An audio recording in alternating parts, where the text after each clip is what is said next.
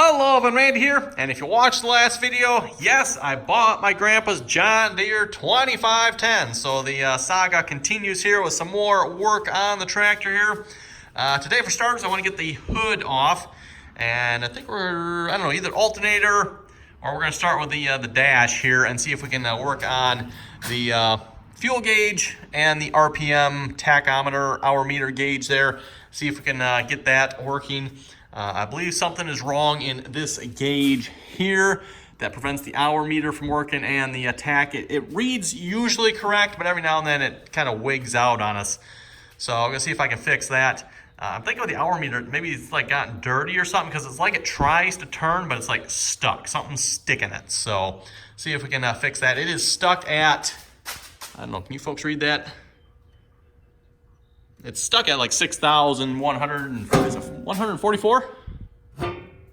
140 something. It's stuck at like 6,000 some hours there, and it won't go any further. It's been stuck at that for, I have no idea how long. It's been stuck there a long time, so who knows how many hours are actually on this tractor, because yeah, that gauge is stuck there. So we're gonna see if we can fix that. Like I said, fuel gauge. I'll see if it's either maybe the gauge, in that case we'll get a new gauge, or if it's the sending unit, or maybe something with the wiring in between, not sure. See if we can get that fixed as well. So like I said, we're gonna start by taking the hood off here. I've got this off already because I've been trying to pressure wash inside of here. Just oil soaked crap, mud, dirt inside there. Got that pretty well cleaned out. Unfortunately, I killed the pressure washer in the job of doing so. It is dead over there. The motor runs, just the pump part of the pressure washer is yeah, it's toast. So anyway, everyone, yeah, let me start by getting this hood off here. Hey, Kat, what do you think? Should we work on this?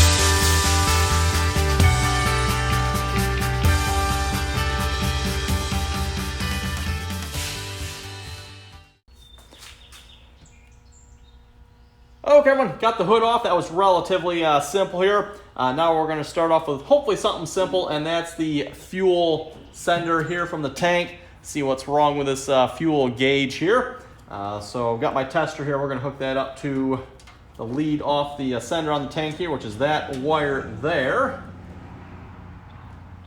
And hopefully see if we got a reading here or not. We're going to put that in ohms mode. Connect it, and yes, we do appear to have a connection. It is reading 11.4. And what I've done, everyone, is I've fished a wire down in the tank here. I've got a hook on the sending unit here, so I can raise and lower it, see if it varies our reading at all.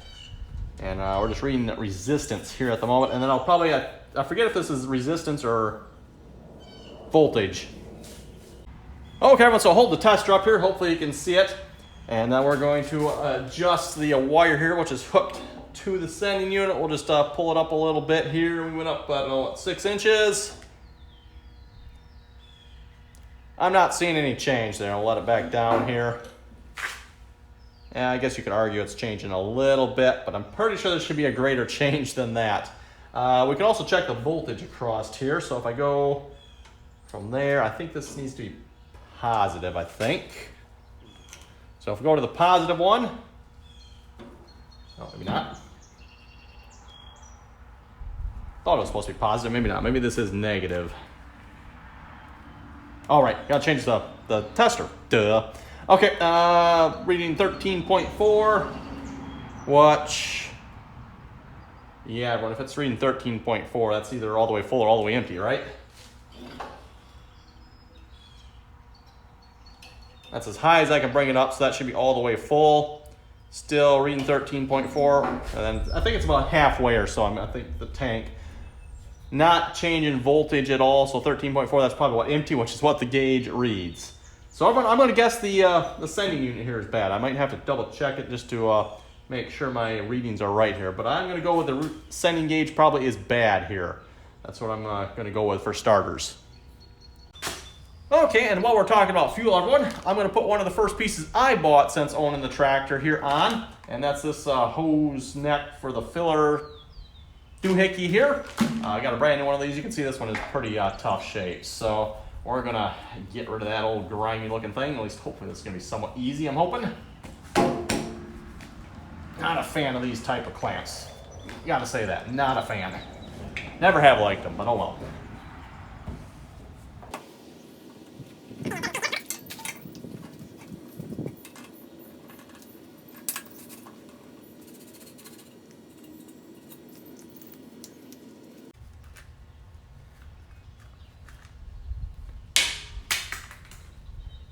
That old one is just slightly stuck on there. Oh, goodness. Okay, let me go peel this off here a minute. We'll be right back. Okay, got both of those clamps cleaned back off. Put the new one on here. Hopefully this won't go too bad. Yeah, there we go. Just like that. Put the clamps on.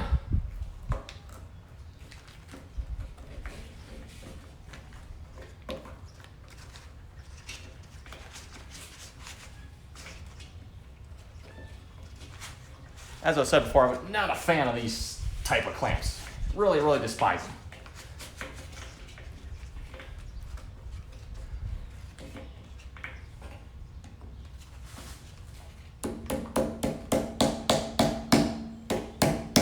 And I'll probably have to have the hood back on to get that about the right height, but that looks pretty close. I think that's about where it was.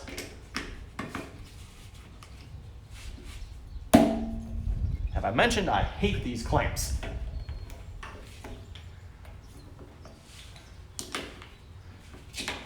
Oh, there we got the one. Okay, one's on.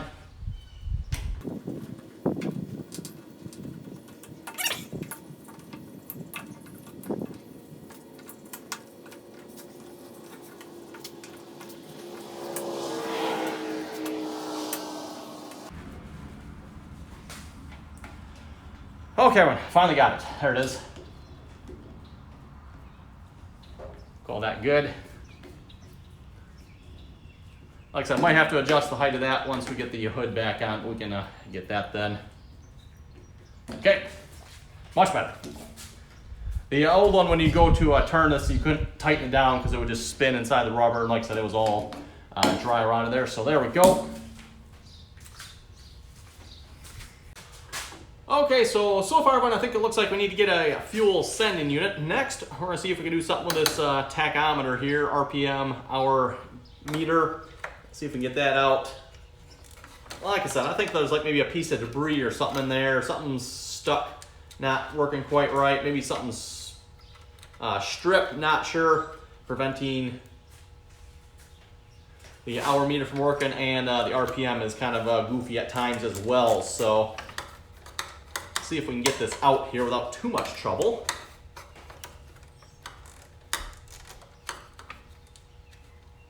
There's ones underneath there yet too. That's gonna be fun to get to.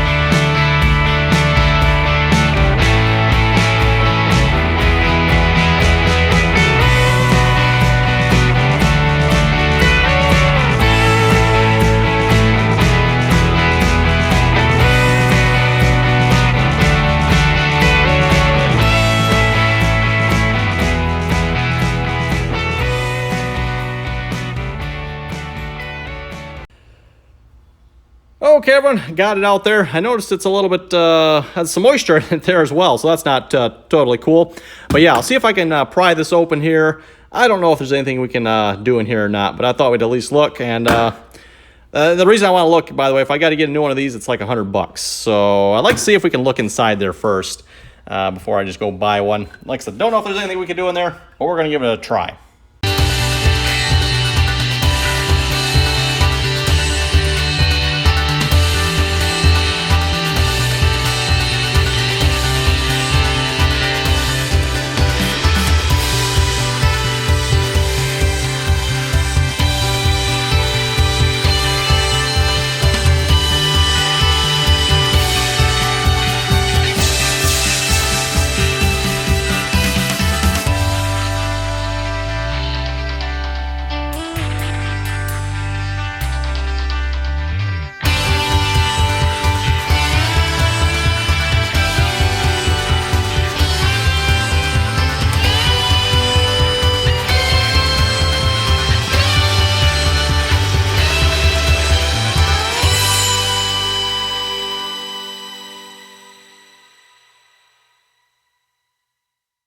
Okay, everyone, got it all apart here. Wow, that took a bit of work to get that apart. But here is what I have determined here.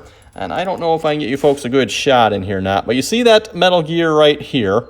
That is what runs the hour meter here. And then underneath here, you can see it better. There's that plastic gear that metal gear up top there is running against. It is stripped out along the top there. So, in fact, you can probably see it here a little bit. It is, get the right angle. There you go.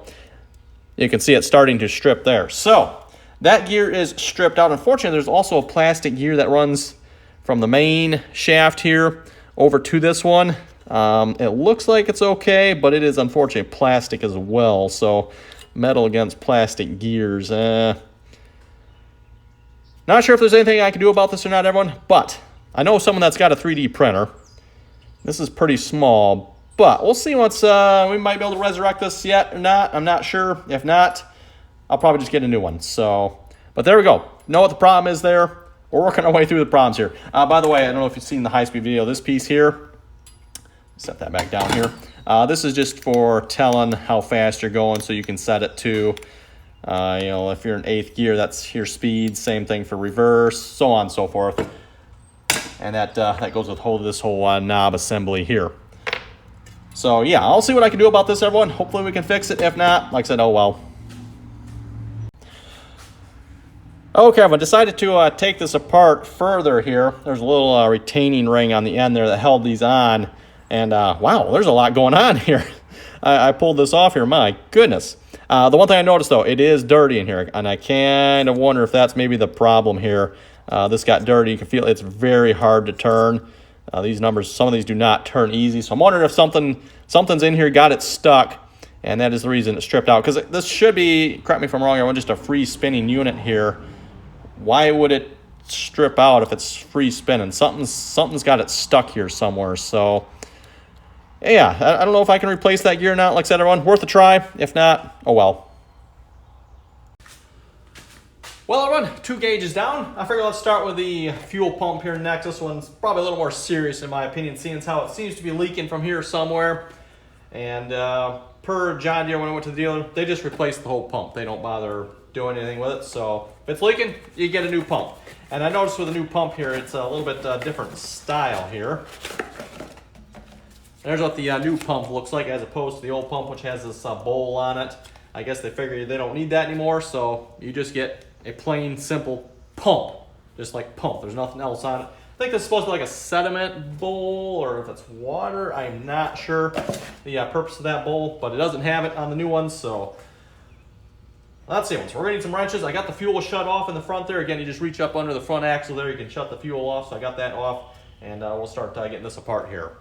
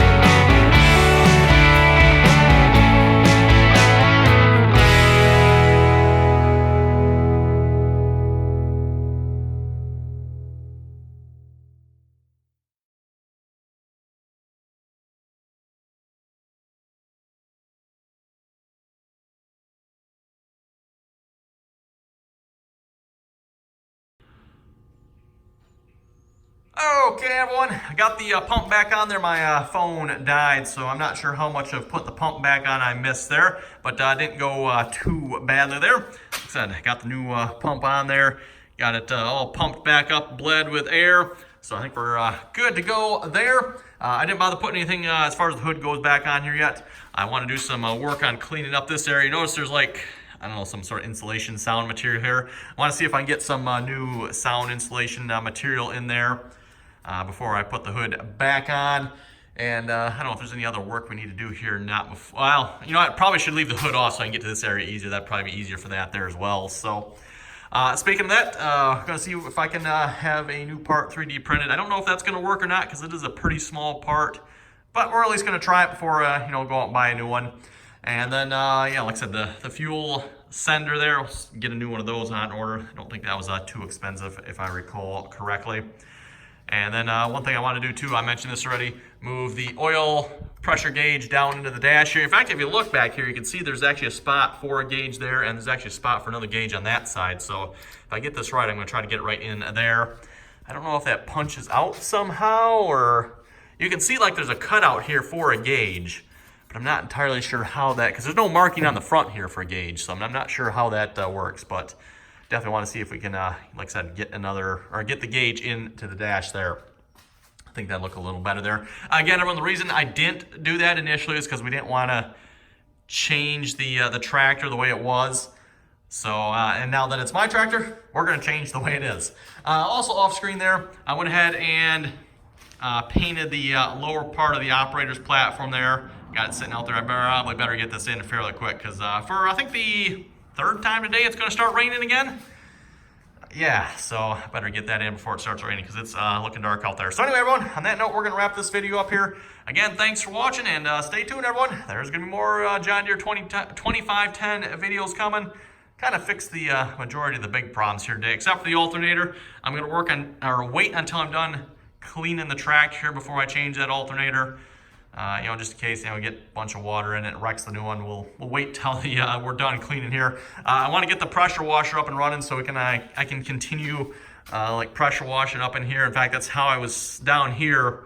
I cleaned this off here with a pressure washer. Took all that old insulation. You can see it's up on the valve cover here. And then I want to see if I can get back in behind here a little bit more, and maybe even there some more yet too. Just get that cleaned up. There's a couple spots on the tractor I'd like to clean up yet. So yeah, once the pressure washer's up and running again, and do some more cleaning. So again, everyone, thanks for watching. Comments or questions, be sure to leave them below. Got any suggestions for the tractor as well? Comments for the tractor? Throw them down below as well. So again, everyone, thanks for watching, and till next time. Don't forget to like, share, and subscribe, by the way.